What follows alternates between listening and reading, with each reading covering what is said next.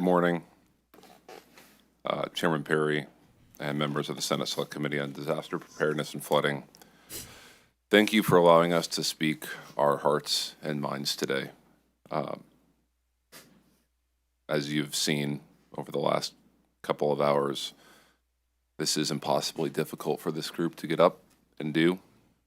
We're doing it for our daughters, but it is not lost on us how difficult this is for you as well to hear this, knowing that you are parents and grandparents. We recognize how valuable your time is and are humbled by your willingness to share it with us today.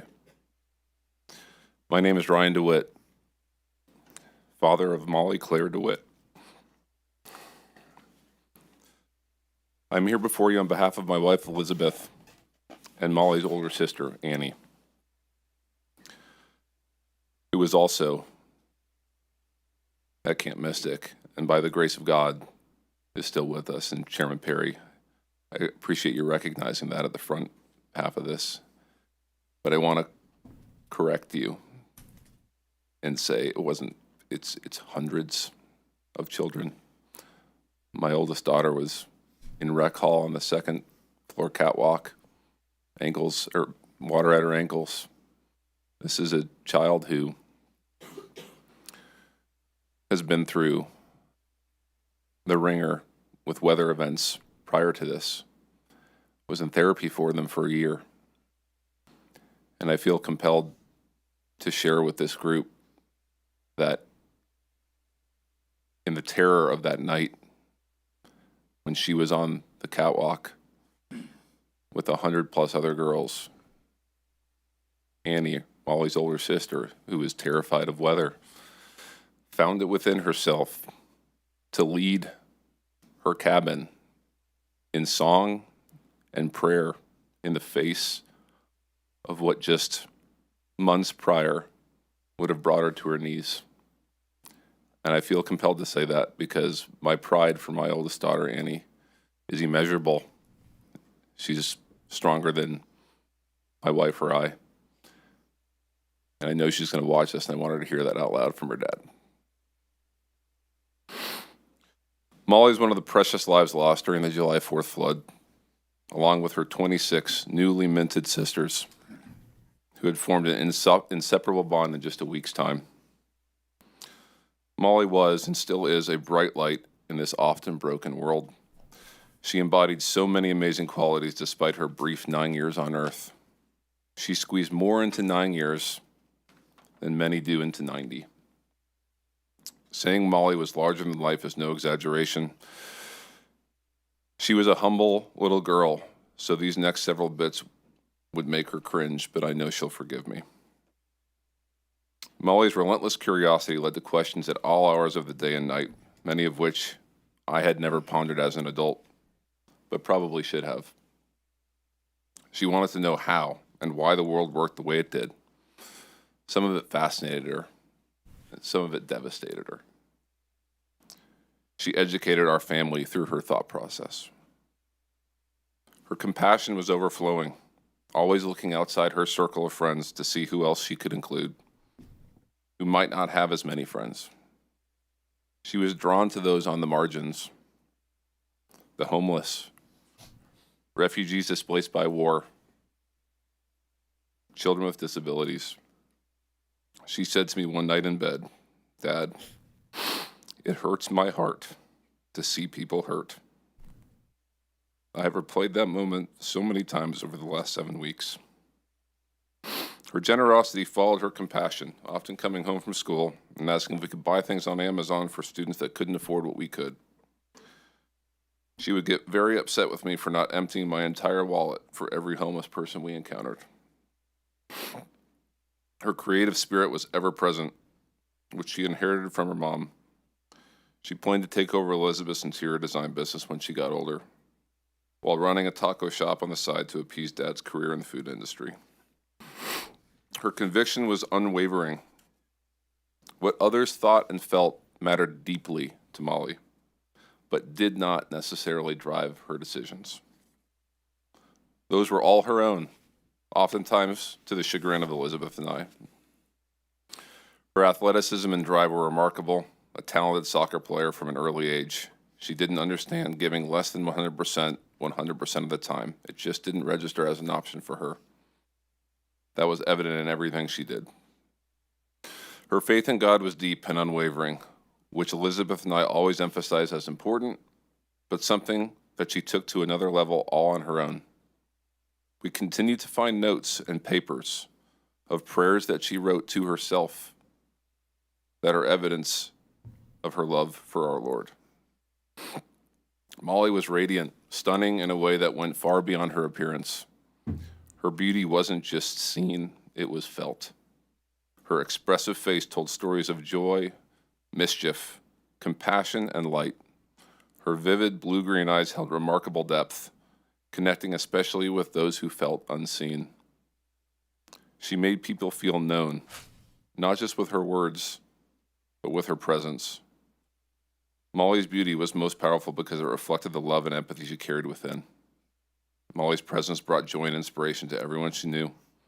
She lived generously, loved deeply, and left a lasting impression on hearts far and wide. And most importantly, Molly was in ongoing awe of her older sister, Annie, every minute of every day. Annie taught her things Elizabeth and I could not. Molly was her biggest fan and always will be. The joy on her face when Annie allowed her to hang with the older girls cannot be put into words. For Elizabeth and I, our greatest life achievements are our daughters, Annie and Molly. What I've noticed over the last several weeks through texts and conversations with our new family seated next to me and behind me is that while Molly was no doubt unique in her own ways, she shared so much in common with her 26 new sisters. These young ladies were cut from the same cloth, destined to lead with love and change this world. And the two counselors from Bubble Inn, and I don't want this to take away from the counselors from Twins, who, as has been previously stated, did everything they knew to do and followed directions. But Molly was in Bubble Inn, and those two counselors, Chloe Childress and Catherine Ferruzzo, were without a doubt a 10-year fast-forward snapshot to where our girls were headed. They were both set to start classes here in Austin this coming Monday. They were loving, strongly rooted in their faith, and selfless. They will forever be heroes in our hearts. When we dropped Molly off at camp, Annie had been for the last 3 years, and on the ride there, she kept on saying, and looking at the clock, she knew she was getting dropped at 10 a.m., she kept on saying, "Oh, only 45 minutes till I don't see you guys for a month. Only 30 minutes till I don't see you guys for a month." We got out of the car. I gave Annie a big hug. She had been through this before. She looked me in the eyes and said, "I got this, Dad." She was homesick every time and worried every time, but she always pushed through. My goodbye with Molly is something I will never forget. She walked up to me. I was on one knee. She gave me a big hug. She pulled back. She grabbed me by both arms, and she looked me directly in the eye. No less than 10 times, with eye contact I had never experienced from this little girl. She said, "I love you, Dad.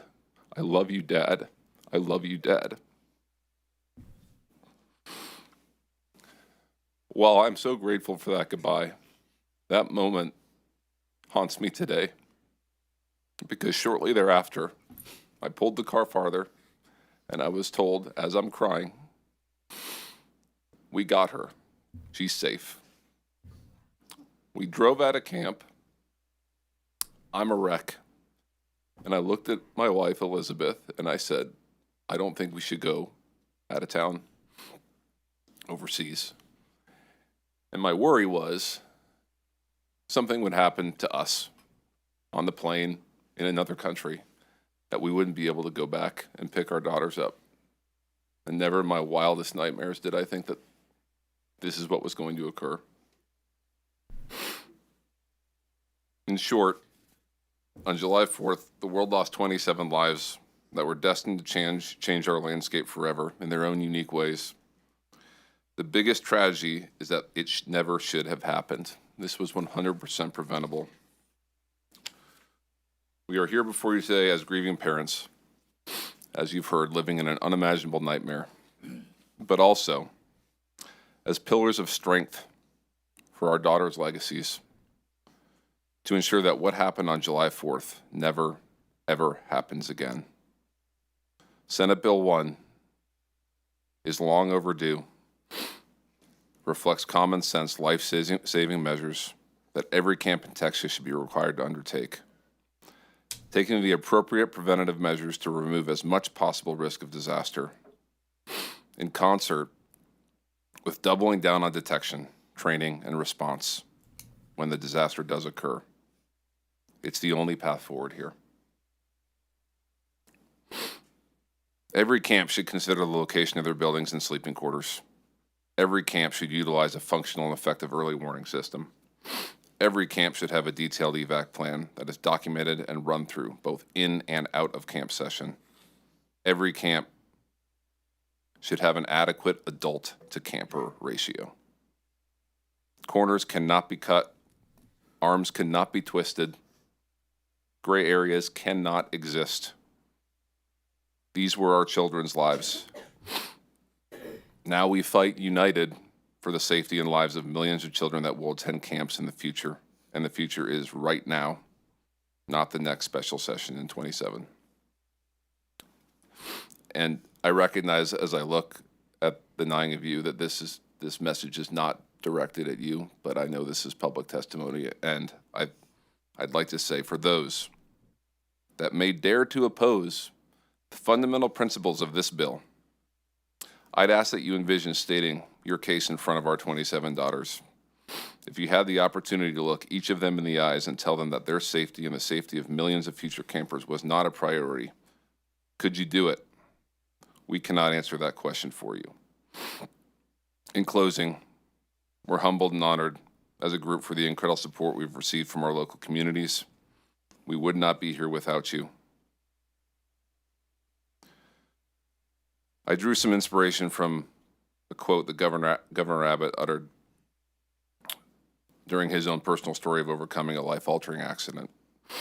He said, "Our lives are not defined by our challenges, but by how we respond to them." This is our response. We implore you to join us in that response. Do not waver. Do not hesitate. As Molly would say, let's give 100% effort, 100% of the time. Let's make these 27 amazing girls proud of the way we respond. Thank you very much for your time. Thank you for your testimony.